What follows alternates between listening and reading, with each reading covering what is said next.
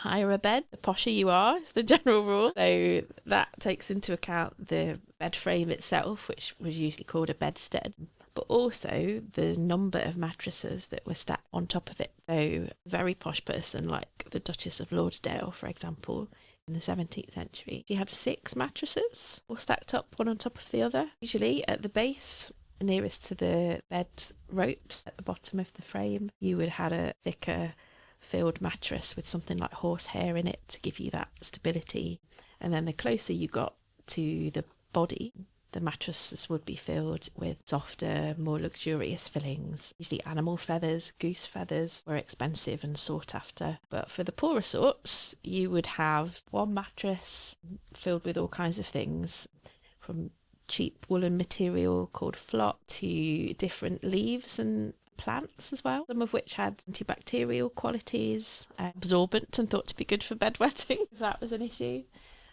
But we also recently discovered something called a hat's tail plant, which grew in marshy and fenland areas in Cambridgeshire and Lincolnshire. And in the summer, they have fluffy seed heads on the top of them. And they were being harvested and used for mattress stuffings for the poorer sorts as well. So foraging could be a really useful way of making up your sleeping quarters if you didn't have the cash to spend on a goose.